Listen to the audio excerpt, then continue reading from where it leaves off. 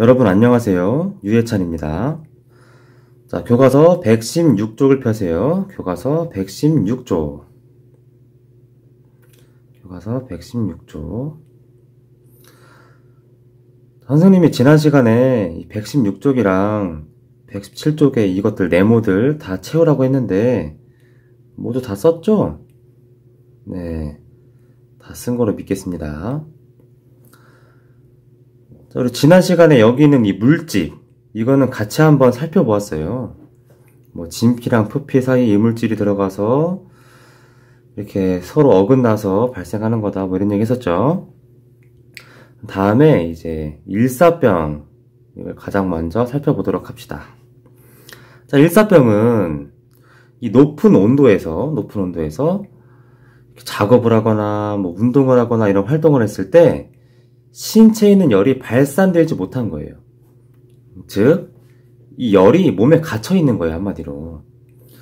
그래서 몸이 열에 갇혀 있으니까 체온이 높아지겠죠. 이 높아진 상태로 계속 지속되니까 발병하는 겁니다. 증상으로는 우리 지난 시간에 말했듯이 뭐 어지러움이 있고 구토 또는 뭐 구토, 근육 경련 이런 게 있습니다. 또 심한 경우에는 혼수 상태에 빠지기도 합니다. 그럼 어떻게 해야 예방할 수 있을까요? 먼저 당연히 더운 날씨라면 애초에 활동을 자제하는 것이 좋습니다.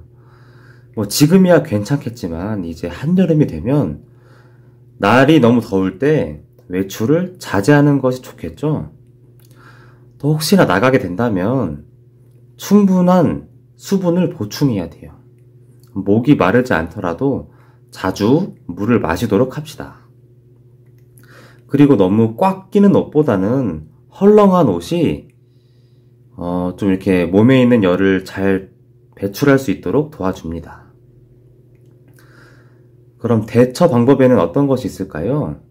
그렇죠. 일단 일사병은 이 체온이 높아진 상태니까 이 높아진 체온을 낮춰주는 것이 좋겠죠. 쓰러진 환자가 햇빛에 계속 노출되지 않도록 그늘로 옮기고 겉옷은 벗겨주는 것이 좋습니다. 그 후에 젖은 수건이나 찬물 이런 것들을 이용해서 최대한 체온을 낮춰주는 것이 좋겠죠. 증상이 좋아지지 않는다면 119에 신고를 해야 합니다. 다음으로 여기 뱀에 물렸을 때 예방법, 대처 방법 살펴보도록 합시다. 이것은 동영상을 통해서 한번 같이 살펴보도록 해요.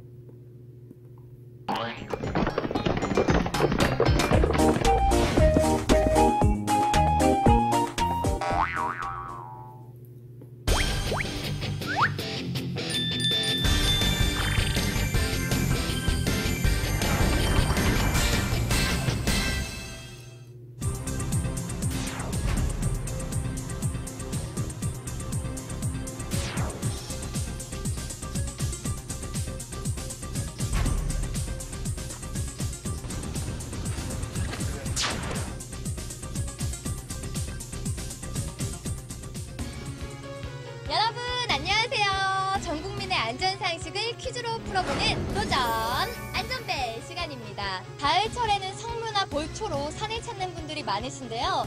특히 이 시기에 뱀은 번식기여서 독이 가장 위험할 때이기 때문에 각별한 주의가 요구됩니다. 그래서 제가 여러분들께 안전한 산행을 위해 오늘의 문제를 준비해봤는데요. 지금부터 함께 가보실까요? 오늘 퀴즈를 함께 풀어볼 주인공은 초등학생들. 학교에서나 엄마 아빠나 선생님들이 산길로 가지 말라고 하실까? 나무에 부딪혀서 머리에 뭉들 수도 있고 나무에 부딪혀서 머리에 옮길 수도 있어요. 다칠 수 있어요. 또 길을 잃어버릴 수 있어. 길을 잃을 수 있어요. 맞아요. 현서 도도 나무가 많이 우거져 있어서 다칠 수가 있어요. 길을 안녕하세요. 방학 동안 좀 아이들이 흐트러져 있을 수 있고 좀 긴장감을 가지라고 그래서 좀 더 안전관리 차원에서 교육을 하고 있습니다. 안전교육을 받는 아이들인 만큼 정답을 맞출 거라 기대할게요. 도전 안전벨 문제 나갑니다. 드디어 공개되는 오늘의 문제! 뱀에 물렸을 때는 물린 부위에서 네모에서 네모 센티미터 위쪽에 끈이나 손수건 등으로 묶어준다. 일순간 정적이 흐르고 생각지 못했던 문제에 당황하는 아이들. 정말 계략 난감이네요. 하지만 일단 답을 적기 시작하는데요. 다양한 숫자가 나오고 솔직한 답도 눈에 띕니다. 정답을 들어주세요. 자신있게 답을 든 아이들, 정답을 기대해 볼게요. 단어 재봤으면 319. 한 번에도 생각해보면 되겠다. 우리 친구 이제부터 모르면 안 돼요. 정답을 공개합니다. 대망의 정답 공개. 두구두구두구두구. 정답은 5에서 10cm. 정답 맞춘 친구 어디에 있나요? TV를 봤을 때 이렇게 알려준 것 같아서요. 전체 뱀물림 사고의 80%가 발생하는 8, 9월. 특히 이 시기의 뱀은 먹이 활동이 왕성하고 신경이 예민해져 있어서 물릴 경우 통증과 피부 조직 괴사는 물론이고요. 심할 경우엔 사망까지 이르게 되므로 쉽게 생각하면 위험할 수 있습니다. 실제로 2011년부터 2013년까지 최근 3년간 뱀물림 사고로 총 1,671명의 인명피해가 발생한 만큼 경각심과 주의가 필요합니다. 그렇다면 뱀에 물리면 어떻게 대처해야 할까요? 먼저 뱀에 물렸을 경우 물린 부위를 심장보다 낮게 위치하도록 자세를 취하고 물린 부위에서 5에서 10cm 위쪽에 헝겊으로 느슨하게 묶어야 합니다. 이때 입으로 독을 빨아내거나 칼로 절개를 하면 2차 감염의 우려가 있기에 해서는 안 되며 뱀에 물린 환자에게 음식물과 물을 주거나 섭취해서는 안 됩니다.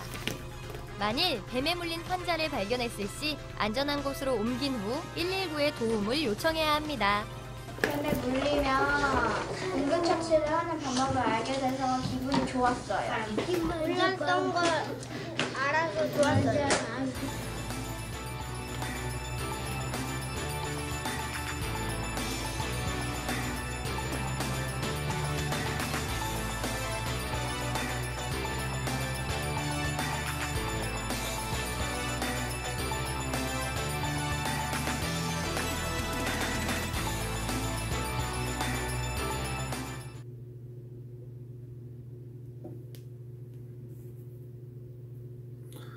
자, 잘 보셨나요?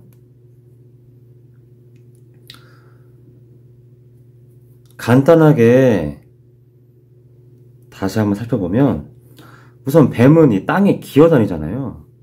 그래서 주로 다리를 물리게 되어 있어요.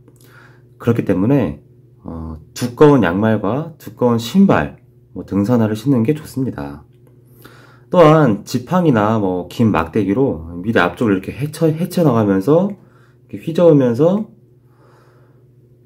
두드리면서 이렇게 확인하고 가면 좋아요. 자, 그럼 이제 대처 방법은 만약 뱀에 물린다면 이 독이 있을 수 있잖아요, 그죠? 그래서 그런 상태에서 몸을 이렇게 신나게 움직이면 독이 신체에 더 빠르게 전파가 될 수 있어요. 그래서 환자를 눕히고 움직이지 않도록 해야 합니다. 또한 물린 부위가 이 심장보다 아래로 가게 해야 돼요. 왜 아래로 가야 할까요? 네, 가능한 이 독이 심장으로 가는 걸 늦추기 위해서예요. 예를 들어 다리를 물렸다면 이 다리가 심장보다 아래로 가 있게 해야 합니다. 그 후에 물린 부위를 이 물로 충분히 닦아주는 것도 중요합니다. 자, 다음으로 여기 찐득이죠, 찐득이. 여기 찐득이. 이 찐득이에 물렸을 때 예방법 그리고 대처 방법 알아보도록 합시다. 역시 동영상을 통해 함께 알아보도록 해요.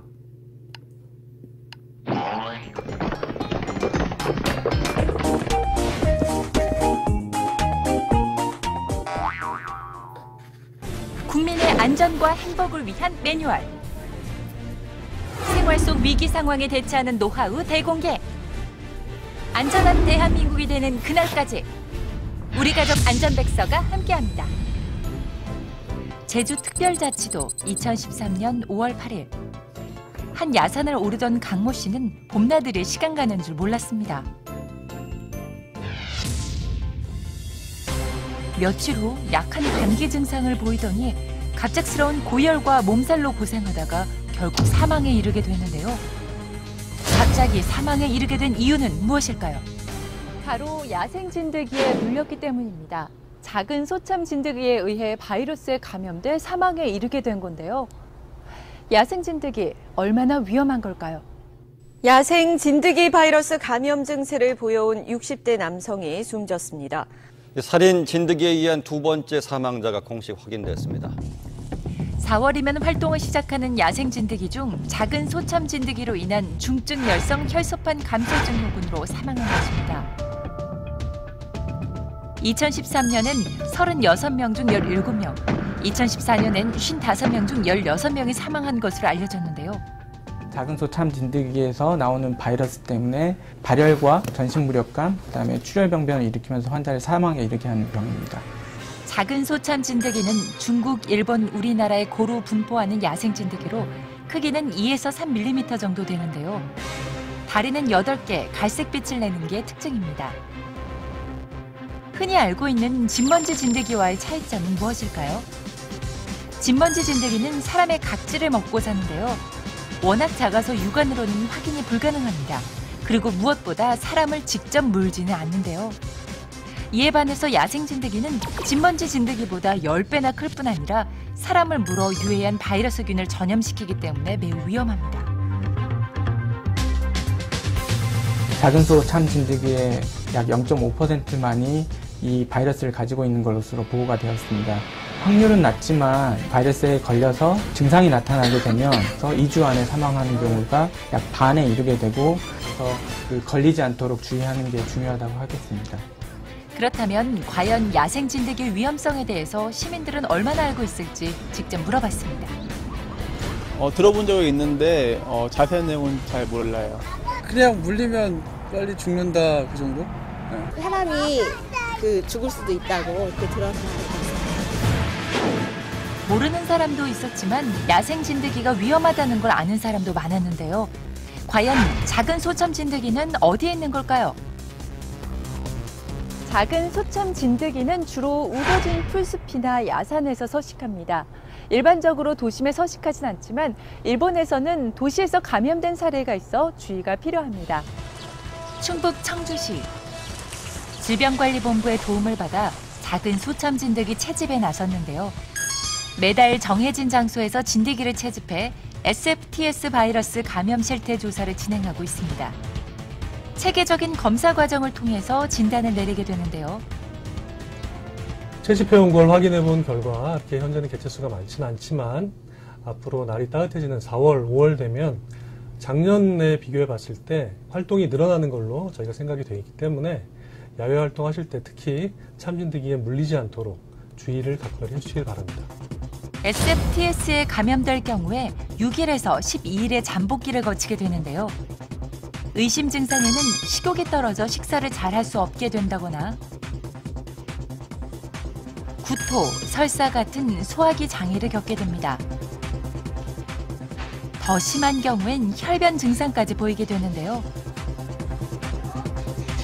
2주 이내에 진드기에 물릴 만한 상황이 있었다고 하시면 꼭 병원을 방문하셔서 진찰을 받으셔야겠습니다. 야생 진드기를 예방하는 방법엔 어떤 것이 있을까요? 먼저 나들이 전에 옷이나 노출되는 피부에 해충 기피제를 충분히 뿌려주도록 하고요. 두 번째는 진드기가 붙었는지 확인이 쉽도록 밝은 색상의 옷을 입어야 합니다. 숯불이 우거진 곳에 갈 땐 긴 셔츠와 긴 바지를 꼭 입도록 하고 양말에 바지를 넣어서 피부가 드러나지 않도록 보호해줍니다. 귀가했다면 온몸을 씻고 거울을 보며 진드기가 붙어있진 않은지 확인하고 특히 아이들의 경우엔 머리카락부터 목, 팔 주변, 등까지 몸 구석구석에 진드기에 물린 상처가 없는지 확인합니다. 만약 진드기에 물렸다면 뾰족한 핀셋으로 진드기 머리를 잡고 천천히 위로 뽑도록 하는 것 잊지 마세요. 풀밭 위에 옷을 벗어놓고 눕거나 잠을 자서는 절대 안 되고요. 외출해서 돌아오신 후에는 외출복과 양말, 속옷까지 모두 뜨거운 물로 세탁해서 야생 진드기로부터 가족의 안전을 지키시기 바랍니다.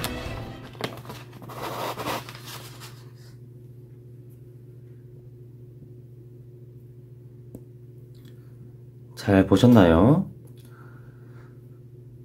다음으로는 여기 벌이 있어요. 벌에 쏘였을 때 예방법, 대처 방법에 대해서 살펴보도록 하겠습니다. 자, 마지막으로 또 동영상 하나 볼게요. 마지막입니다.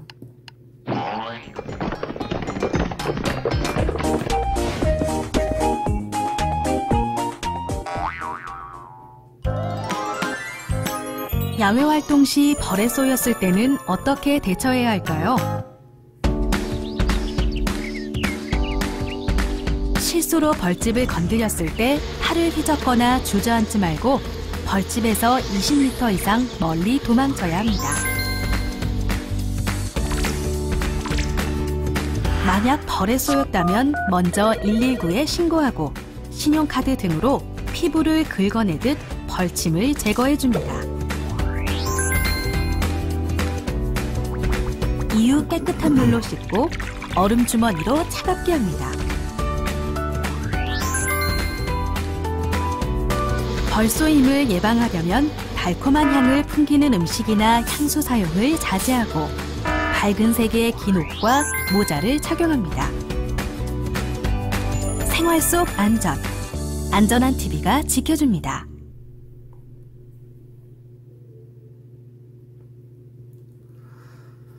네, 잘 보고 왔나요? 간단하죠? 벌은 우선 이 벌집을 안 건드리는 게 가장 중요합니다. 벌집이 보인다면 멀리 피해가는 것도 좋은 방법이겠죠? 만약 건들게 되면 그 자리에 머물지 말고 즉시 도망가야 합니다. 그럼에도 쏘이게 되면 상처 부위를 씻고 얼음 찜질을 하는 것이 좋습니다. 얼음이 없다면 아이스크림도 괜찮아요. 어지럽거나 호흡 곤란이 오면 119에 신고하는 것이 최선입니다. 자, 이렇게 물집도 하고 일사병도 하고 뱀에 물린 거 하고 찐득이 물린 거 하고 벌에 쏘인 것도 했어요. 뭐가 남았죠? 네, 맞아요. 이제 이 등산이랑 캠핑이 남았습니다. 캠핑이랑 화재는 같이 볼게요. 자, 먼저 이 등산부터 살펴보도록 할게요. 등산부터. 이 등산은 가기 전에 우선 날씨를 확인해야 돼요.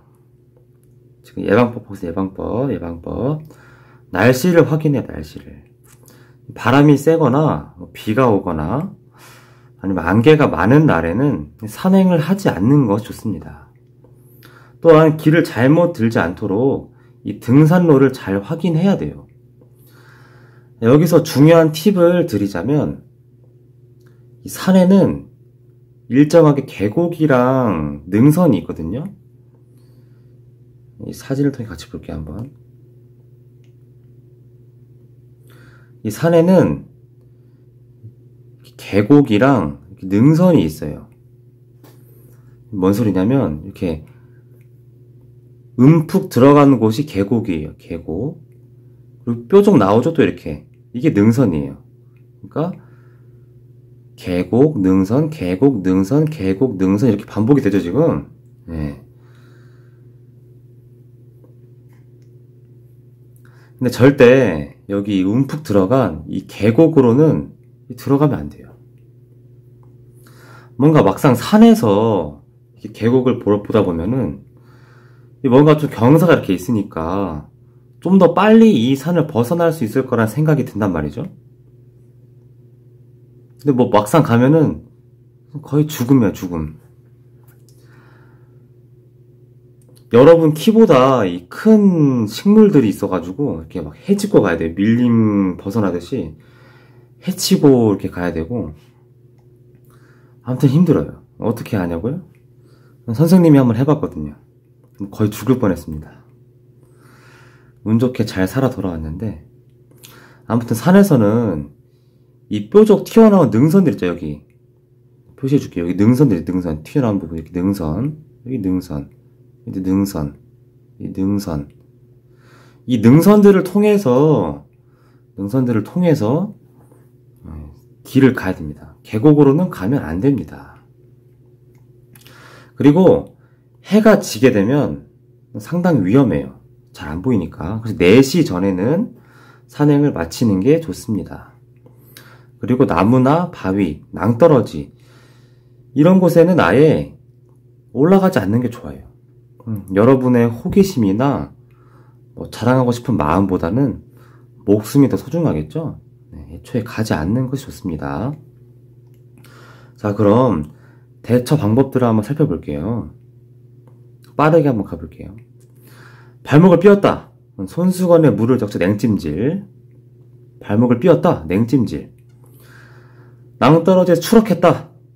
그럼 막 이렇게 움직이지 말고 그냥 도움을 요청해야 돼요. 절대 여러분 혼자 이렇게 낑낑대고 벗어나지 마세요. 도움을 요청하세요. 자, 그럼 마지막으로 이 캠핑과 화재 발생 시 예방법, 대처 방법 살펴보겠습니다. 여러분, 이 캠핑의 꽃은 뭡니까? 그쵸, 이거예요, 이거. 이 텐트. 이 텐트가 캠핑의 꽃 아니겠습니까? 텐트를 하천이나 뭐 계곡 근처에 설치하면 위험해요. 왜죠? 네, 뭐 비가 오거나 그래서 물이 불면 상당히 위험해질 수 있습니다. 또 이런 큰 나무나 뭐 전기줄 아래 설치하면 어떨까요? 그런 것들이 무너지면서 위험할 수 있겠죠? 자, 그럼 캠핑의 두 번째 꽃은 뭡니까? 두 번째 꽃. 그쵸? 고기 구워 먹는 거 아니겠습니까? 이때는 가스를 사용할 때 화재에 주의해야 됩니다. 안 그럼 이렇게 되겠죠. 여기 밑에 화면처럼 이렇게 되겠죠. 대처 방법으로는 갑자기 폭우가 쏟아지면 좀 안전한 곳으로, 높은 곳으로 텐트를 이동하면 좋겠고요.